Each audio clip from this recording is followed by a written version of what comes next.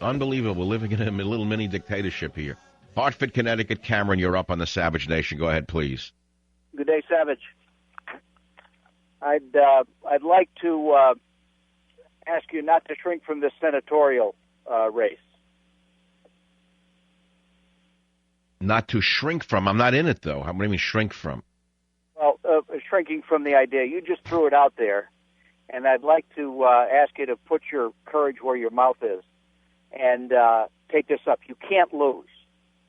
Okay? Well, see, the problem is this. I'd be running up against Barbara Boxer in the state of California. She has the entire Obama machine behind her. That's all the money in the world that they need. That's over $100 million if they need it. There's unlimited money for her. So where would I get $100 million or even $50 million to run against her? It's a new day, Savage. It's not just a matter of money anymore. In other words, you would have passionate support that would do the things that are necessary for you to win. Number one, secure the voting machines. In other words, one man, one vote has been killed in our country. It started in 1960. That's correct, and I would block illegal aliens from voting booths. I'd send out my army of savage listeners to make sure that no illegal aliens vote in the election. I don't see how Boxer could win if she actually had to have registered voters voting. Yeah, but hear me out. The day the voting died was the 1960 election when Kennedy lost fair and square to Nixon, and Kennedy's father, Joe, picked up the phone to Brookline, Mass., and called the then governor of Chicago, Dick Daley, and said, Dick, my kid lost unless you can write down 700,000 votes and swing the election, swing Illinois to Kennedy, and therefore the election. And that's how it happened. And Nixon was a patriot, and he wouldn't put his country through the fight about that vote fraud. So now you had an election stolen by Obama. The Acorns and 325 of their allies in that alliance stole that election. Obama got nowhere near the votes that they said he got. And if you can secure the voting machines, and if your supporters will make sure that the Black Panthers don't show up in Philadelphia, figuratively speaking now, and I don't know why you want to pick, if you have to pick California, why don't you do what Hillary Clinton did? Pick a weak, vulnerable state. Well, now you're talking about reality here. I'd have to move to something like North Dakota, South Dakota, and run in a state like that. California is a very tough state for me to run in and win if I ever really wanted to do this. You have to prove you're a patriot. We know you're a patriot.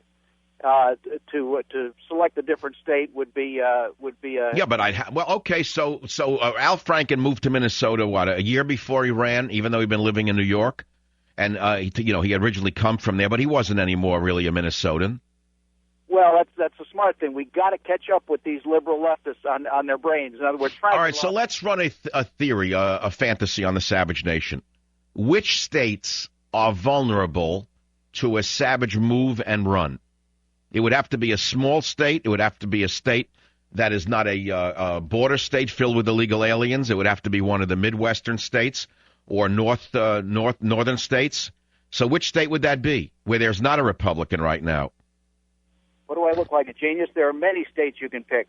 Look at the state of Rhode Island where there are... I don't know what you look like. You say, what do I look like, a genius? I don't know.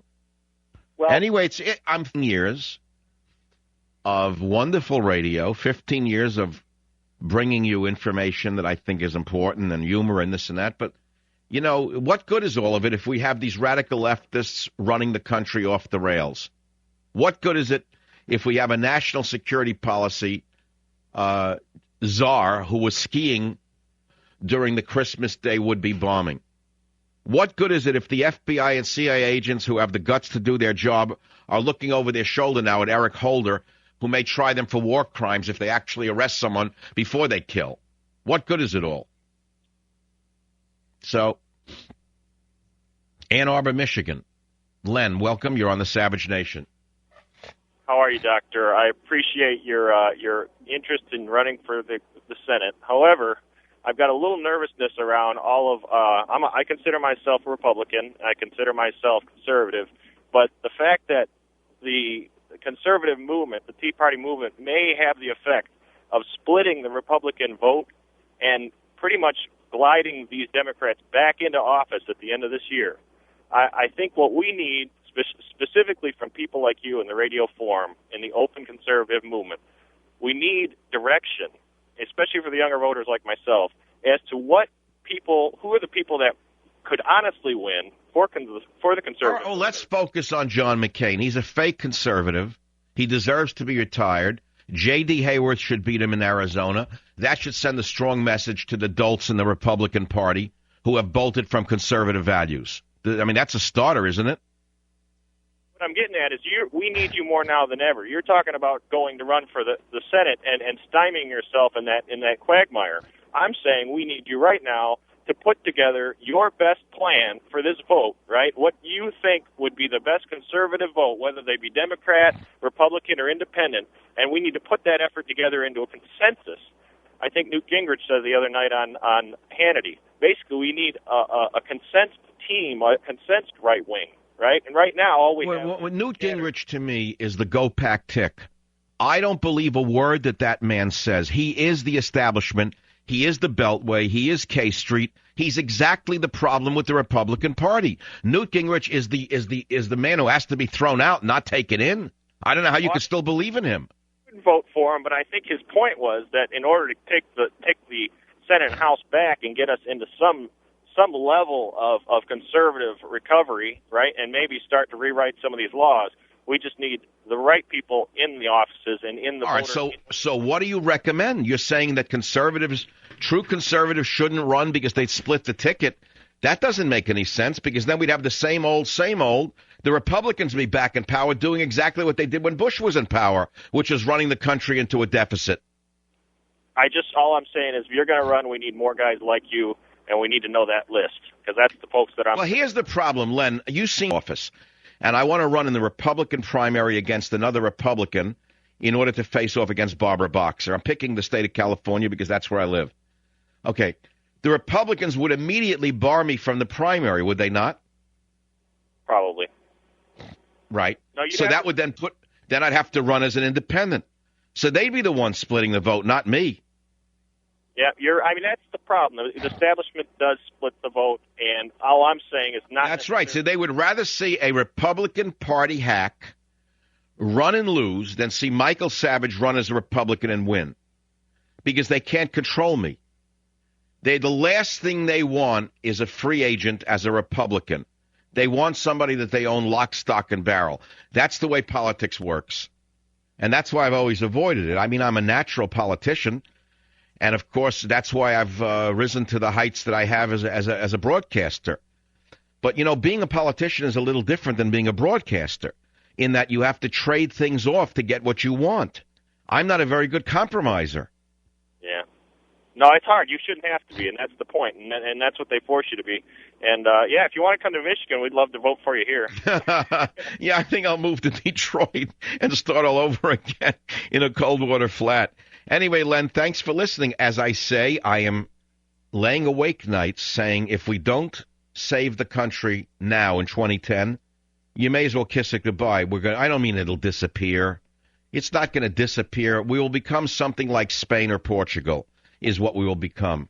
Just another middle-of-the-road socialist nation. And that's something that I don't really want to see happen in this country. And now let's talk about age for a minute. Can I level with you? Because I think many of you know my age. I'm not old. In fact, I feel younger inside than I did 20 years ago. Somehow, I have more strength than I did 20 years ago, even 30 years ago. Ronald Reagan became president at 72, did he not, Beowulf? 68? Well, thank you very much. 68 today is 48 of 25, 30 years ago. Or so. So, the age is not an impediment. I think that there's a lot of advantages to being a little bit older.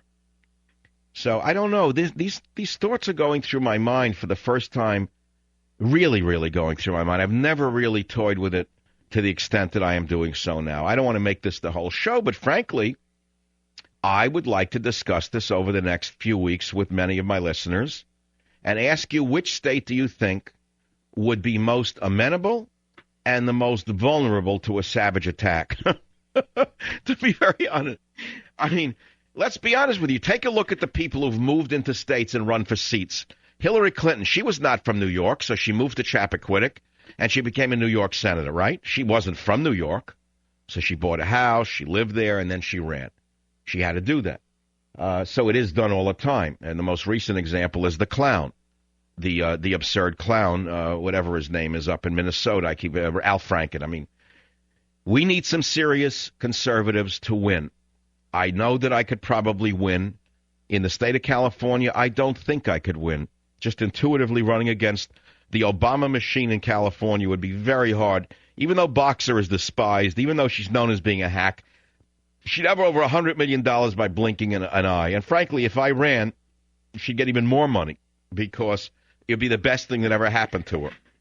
So this is not the state that I would want to choose to run from, to run in a Senate race in. There's got to be another state.